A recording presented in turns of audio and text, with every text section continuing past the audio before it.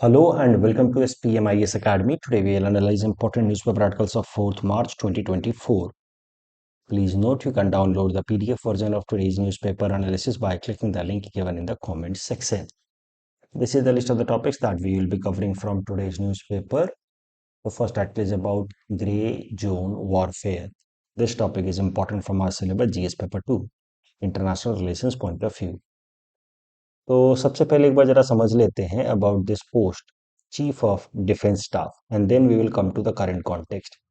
ये पोस्ट भारत सरकार ने साल 2019 में बनाया था। तो ये जो पोस्ट है ये 4 स्टार जनरल का पोस्ट है हु सुपरवाइजेस और who is head you may say of the 3 forces, Indian armed forces, Indian army and Indian navy. इसके पहले ये तीनों फोर्सेस सेग्रीगेटेड थे।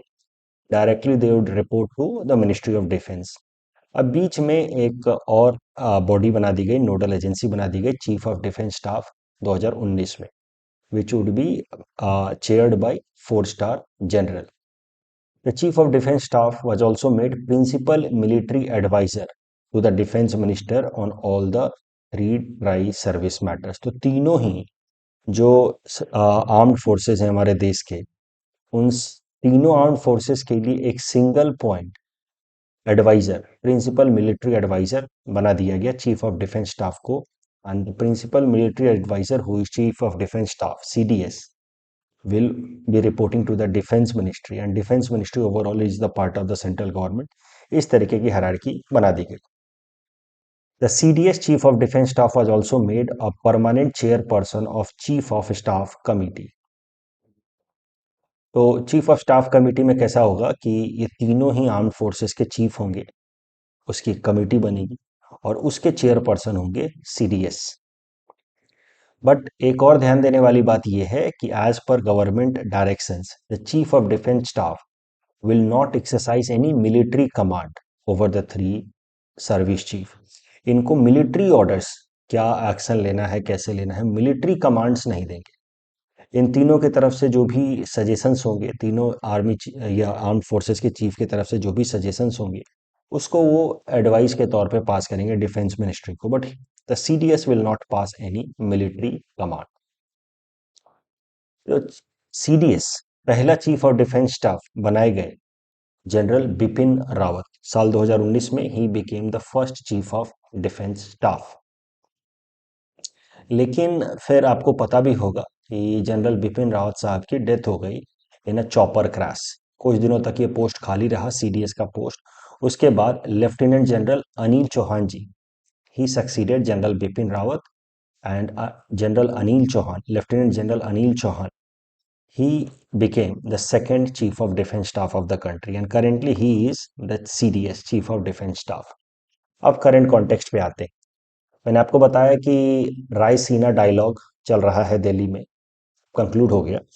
तो रायसीना डायलॉग के दौरान उसमें स्पीच देते हुए हमारे मौजूदा chief of defence staff Anil Chauhan ji ने कहा कि आजकल एक नया concept is on the rise, it is being seen, the concept of grey zone warfare. Grey zone warfare is those areas which is not entirely into a war or hostile situation, nor it is a peaceful situation, nor it is in any peaceful situation. So gray zone warfare is a kind of middle unclear space where you cannot say कि the region is completely under peace, neither you can say कि the region is completely under war। और फिर इस grey zone warfare को explain करने के लिए उन्होंने CDS अनिल चौहान साहब ने एग्जाम्पल दिया साउथ चाइना सी का। देखिए साउथ चाइना सी अगर जोग्राफिकली बात की जाए तो it is in the transition of Indian and Pacific ocean. ये जो पूरा इंडो पैसिफिक रीजन आप देखते हैं उसका आप कह सकते हैं कि ये कोर है, heart of Indo Pacific region, this South China Sea. So considering its location, any country who dominates the region, who is having control over the region, will have a huge control over the activities going in these two oceans, Indian and Pacific ocean. पूरे Indo Pacific पे उसका control हो जाएगा जो इस reason को dominate करेगा। That means the South China Sea region has huge strategic significance. अब ये साउथ चाइना सी के ऊपर अपना डोमिनेंस को स्ट्रॉन्ग करने के लिए China is coming up with one और द अदर स्ट्रैटेजी। चाइना ने क्या करना शुरू किया, चाइना ने एक पुरानी मैप निकाली, हिस्टोरिकल मैप निकाली, जब चाइना के अंदर सोंग डायनेस्टी रूल किया करते थे 1960 से लेकर के 1279 एडी तक। और वो मैप के हिसाब से चाइना ने दिखाया कि देखिए Song dynasty ruled over these regions, यहाँ पे जो छोटे छोटे आइलैंड्स हैं इन एरियाज पे भी सोंग डायनेस्टी का कंट्रोल था। उस मैप के हिसाब से this entire region should belong to China, और चाइना ने फिर इस एंटायर एरिया में एक वर्चुअल लाइन ड्रॉ कर दिया। ऐसा नहीं कि रियल जाकर के वहां पे कोई बाउंड्री बनाई है, but it created a virtual line on the map जिसको कहा जाता है 9 dash line. And with help of this virtual lines on the map or the virtual demarcation on the map, China now claims about 90% of the South China Sea. And it threatens also the other countries who raises dispute कि नहीं नहीं यार ऐसे कैसे ये तुम्हारा होगा, Philippine जैसे देशों को ये डराता है। ठीक है, और फिलीपींस ने कंप्लेन भी किया इंटरनेशनल ट्रिब्यूनल्स में, वहां के फैसले भी आए चाइना के against, but China refuse to follow that order. तो इस तरीके से China is trying to create its dominance in this region. बाकी सारे देश थोड़ा बहुत इशू रेज भी करते हैं तो उनको चाइना फोर्सफुली चुप करा देता है। यही हाईलाइट किया सीडीएस अनिल चौहान साहब ने कि this zone South China Sea is turning out to be a grey zone warfare region. यही बात यहाँ बताई गई है, grey zone warfare, a region और a space which is neither purely in conflict nor in peace। तो news में था तो रायसीना डायलॉग पे serious Anil Chauhan highlighted the concept and he gave example of South China Sea as grey zone region. South China Sea, you see, it is at the core of Indo-Pacific region, and China is making its claim on this region by drawing a virtual 9 dash line। इस topic के basis पे prelims practice question हमने आपको दे रखा है। Please attempt this question and submit the answer in the comment section. The next article is about small island developing states, SIDS. This topic is important from our syllabus GS paper 2, international groupings point of view. See, SIDS is a group of 39 small island countries who are member of United Nations plus 18 small island countries who are not directly member of United Nations but they are associate member of United Nations region commissions. तो लगभग 57 countries हैं small island countries, together they have made this grouping seeds, small island developing states, seeds.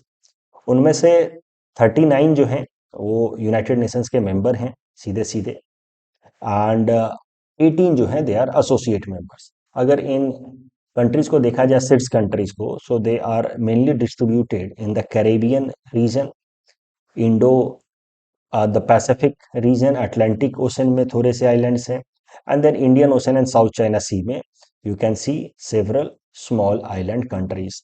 Together they are known as SIDS, small island developing state. Small island developing states की अगर समस्याएं आप देखें तो mainly दो हैं। Economic problem है, देखिए इनकी इकोनॉमी काफी वन डायमेंशनल है, इनकी इकोनॉमी पूरी तरीके से डिपेंड करती है टूरिज्म पे, और दूसरा फिशरीज से ये सर्वाइव करते हैं।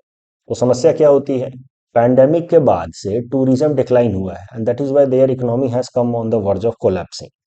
फर्स्ट, फिशरीज पे ओवर डिपेंडेंट होने के कारण बाकी सारा जो भी फूड प्रोडक्ट है इनको इंपोर्ट करना होता है। अब सिचुएशन समझिए, टूरिज्म डिक्लाइन हो गया आफ्टर द पैंडेमिक, तो फॉरेक्स रिजर्व कम हो रहा है, और इनके यहाँ मेनली फूड प्रोडक्ट्स मिलते हैं फिशरीज, बाकी ज़्यादा एग्रीकल्चर होता नहीं।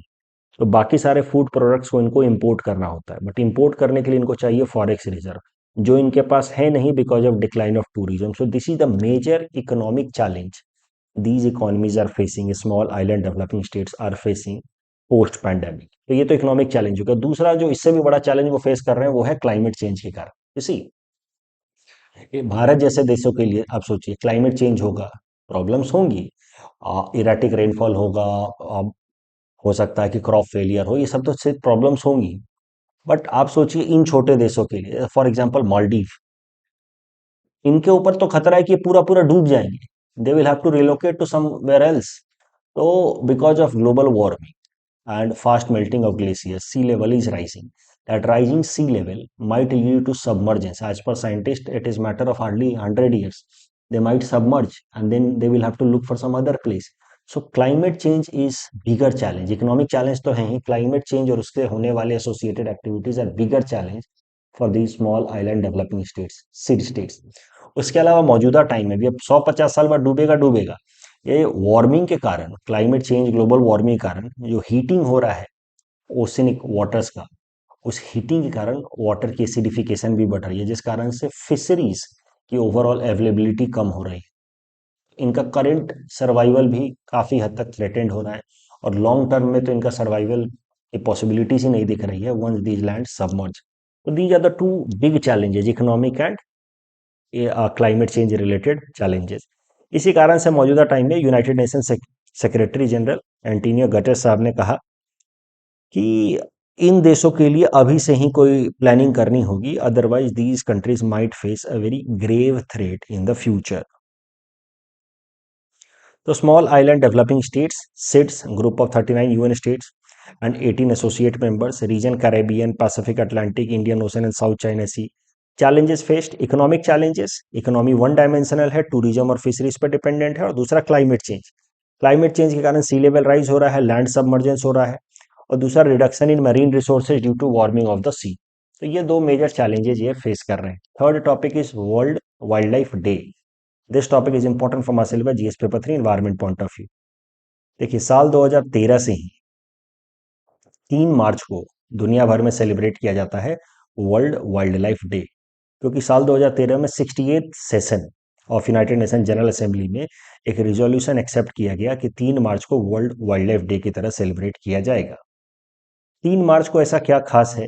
तो 3 मार्च को ही 1973 में साइट्स नाम की इंटरनेशनल कन्वेंशन को इन्फोर्स किया गया था, अडॉप्ट किया गया था। तो CITES international convention was adopted in the year 1973, that is why 3 March is special, और 3 मार्च को फिर वर्ल्ड वाइल्ड लाइफ डे की तरह हम लोग सेलिब्रेट करते हैं। साइट्स से इसको जोड़ करके देखिएगा वर्ल्ड वाइल्ड लाइफ डे को। Theme of 2024 is connecting people and planet, exploring digital innovation in wildlife conservation। तो डिजिटल कनेक्टिविटी, जैसे जियो टैगिंग करके अलग अलग एनिमल या बर्ड स्पीसीज को हम लोग ट्रैक करें, और उनकी पॉपुलेशन को कंजर्व करने में हम लोग इस्तेमाल करें टेक्नोलॉजी का। ये है थीम 2024 का theme, connect people and planet by using digital innovation. ठीक है, हो सकता है जैसे जियो टैगिंग कर दिया जाए, जैसे कैसे आप चीतास के गले में रेडियो कॉलर लगा दिया गया। So this could be considered as an example of digital innovation for wildlife conservation. तो अब जरा साइट्स के बारे में भी देख लेते हैं। ये इंटरनेशनल कन्वेंशन जिसके अडॉप्टेशन के दिन पे world wild life day celebrate किया जाता है। तो साइट्स का पूरा नाम ही देखिएगा आप, convention on international trade in endangered species. तो नाम से ही आपको पता चल जाएगा कि इसका मेन गोल है कि जो स्पीसीज जिनके पॉपुलेशन पे या सर्वाइवल पे खतरा है, उनके ट्रेड को लिमिट किया जाए या बैन किया जाए। That is the goal of CITES. International agreement to regulate trade in the endangered species of floras and faunas. इसका सेक्रेटेरिएट है Geneva, Switzerland. The agreement was finalised in 1973, propose किया गया था, अडॉप्ट किया गया था 1973 में, फाइनलाइज किया गया 1975 में। India joint sites in 1976, adopted in 1973, finalized in 1975, India joined in 1976। Classification of the species, तो साइट्स जो कन्वेंशन है उनके अंदर स्पीसीज को 3 कैटेगरी में क्लासिफाई किया गया है। अपेंडिक्स 1, अपेंडिक्स 1 में उन स्पीसीज को रखा गया है who are threatened with extinction, उनके ट्रेड को पूरी तरह से बैन कर दिया गया है, their trade is not permitted at all. Appendix 2 में वो स्पीसीज रखे गए हैं who are not threatened but they are on the verge of becoming a threatened species, तो उनके ट्रेड को परमिट किया गया है but only in a regulated manner. Appendix 3 में उन स्पीसीज को रखा गया है जो वैसे तो ना थ्रेटेंड हैं, ना ही उनके पॉपुलेशन पे कोई खतरा दिख रहा है in near future, but they have been included in the CITES convention for restriction on their trade on request of any particular member country of CITES. किसी एक देश ने रिक्वेस्ट किया कि साहब मुझे लगता है कि ये जो स्पीसीज है इस पे ट्रेड को बैन होना चाहिए, ना ही इसके ऊपर खतरा है, ना खतरा दिख रहा है, yet we believe for these reasons. तो ऐसे स्पेसीज को फिर अपेंडिक्स 3 में रख दिया जाता है, फॉर गिवन प्रोटेक्शन और request of a particular country. ये बात लिखी है वर्ल्ड वाइल्ड लाइफ डे 3 मार्च को सेलिब्रेट करते हैं हम लोग सिंस 2013। सिग्निफिकेंस क्या है कि CITES was adopted on this day in 1973, this international agreement. साल 2024 का थीम है connecting people and planet exploring digital innovation in wildlife conservation. Is an international agreement to regulate trade in endangered species, secretariat Geneva Switzerland में। Species are classified into appendix 1, appendix 2 and appendix 3। तो इस topic के basis पे UPSC ने 2015 prelims में यह प्रश्न पूछा था। Please attend this question and submit the answer in the comment section. Next article is about Assam resilient rural bridges programme. This topic is important for my syllabus GS paper 5 Assam issues point of view. देखिए, World Bank ने एक नया programme approve किया है। World Bank की executive committee ने एक नया प्रोग्राम अप्रूव किया है फॉर असम, जिसके अंतर्गत कनेक्टिविटी को इंप्रूव किया जाएगा in the rural areas of Assam and which will help in improving life of about 18 lakh people. इस प्रोग्राम को नाम दिया गया है Assam resilient rural bridges programme. 18 lakh लोगों को फायदा होगा and this programme will include about 1739 villages. इस प्रोजेक्ट में टोटल 452 मिलियन यूएस डॉलर खर्च होंगे। तो ये जो Assam resilient rural bridges programme है, इसके इंपॉर्टेंट एस्पेक्ट्स को देखते हैं तो 3 मेन इंपॉर्टेंट एस्पेक्ट है। पहला है कि रूरल एरियाज में रोड्स को बिल्ड करना और मेंटेन करना, ऐसे रोड्स बनाना जो सालों भर फंक्शनल रहें और उनको टाइम टू टाइम मेंटेन करना, ताकि ये रोड्स रूरल एरियाज को होलसेल मार्केट से, स्कूल से और हॉस्पिटल से round the year connectivity provide कर पाए। अदरवाइज बारिश के टाइम में काफ़ी सारे रोड बह जाते हैं। उन सब समस्याओं से निपटने के लिए the first aspect of this Assam resilient rural bridges programme is there. दूसरा, the programme will also aim to connect about 6,30,000 women led textile and handicraft producers with collection point. तो वीमेन एम्पावरमेंट एंड खासकर उनके economic independence को promote करने के लिए ये जो वीमेन हैंडीक्राफ्ट प्रोड्यूसर्स हैं उनको कलेक्शन पॉइंट्स तक कनेक्ट किया जाएगा, ताकि उनको अपना प्रोडक्ट बेचने में आसानी हो। तीसरा, electronic vehicles and logistical hubs will be supported, ताकि low emission connectivity and logistics promote हो इवन इन रूरल एरियाज। तो इस प्रोग्राम से उम्मीद है कि आने वाले 6 सालों में लगभग $82 मिलियन की सेविंग्स होगी because of streamlining of logistics. Second, it will attract private investment and that will create quality jobs even in rural areas, increase farmers' income and enhance value chain. सब जो सप्लाई चेन होगा that will get strengthened in rural areas. तो Assam resilient rural bridges programme World Bank supported project है। 452 million का project है। 3 dimensions होंगे mainly, strengthen village road, connect textile या handicraft women producers to the market and promote electronic villages and logistical hubs. Topic number 5 is about Khel Maharan. This topic is important for my syllabus GS paper 5 Assam issues point of view. खेल महारन के बारे में हम पहले भी देख चुके हैं। पिछले साल के बजट में असम सरकार ने अनाउंस किया था इन लाइन विथ खेल महाकुंभ ऑफ गुजरात। इसके अंतर्गत मेन गोल है कि ग्रास रूट लेवल पे यूथ के अंदर स्पोर्ट्स को लेकर के इंथुजियाज्म को प्रमोट किया जाए। इसके लिए स्पोर्ट्स कंपटीशन कराए जाएंगे at village level, then block level and then district level. अलग अलग डिसिप्लिन्स में 5 स्पोर्ट्स कराए जाएंगे मेनली, और towards this programme every revenue village will be given 10,000 per year. News ये है कि खेल महारन साल 2023-24 का शुरू हो गया है 1 मार्च से। एक चीज जो पीटी पर्सपेक्टिव से आपको ध्यान रखनी है, याद रखना है कि खेल महारन का मास्कट है Maharaj Dodan. Maharaj Dodan is believe to be forefather of Rabha tribe, nephew of Maharaj Ban and related to Devi Usha as mentioned in Mahabharata. तो याद रखिएगा। और महाराज दोदन is considered to be blessed with immense physical power, prowess and। तो खेल महारन से संबंधित ये बातें आपको याद रखनी है। पिछले साल बजट में अनाउंस किया गया था, sports at grass root level. Mascot, बाकी चीजें हम पहले भी देख चुके हैं, मास्कट आपको याद रखना है। कौन है? महाराज दोदन। कल जो हमने आपको प्रैक्टिस क्वेश्चन दिया था यूएनएचआरसी से रिलेटेड, तो it is a UN body whose mission is to promote protect human rights, ठीक है. The members of the council serve for a period of 3 years and then they are not eligible for immediate re-election after serving 2 consecutive terms. ये भी सही है. International Big Cat Alliance, it will provide platform for dissemination of information on benchmark prices and capacity building for the protection and conservation of big cats, ठीक है. Out of the 7 big cats to be protected under this alliance, only jaguar is not found in India. ये statement गलत हो गया कि Puma भी नहीं मिलता है भारत के अंदर. That's all from our side for today. Thanks for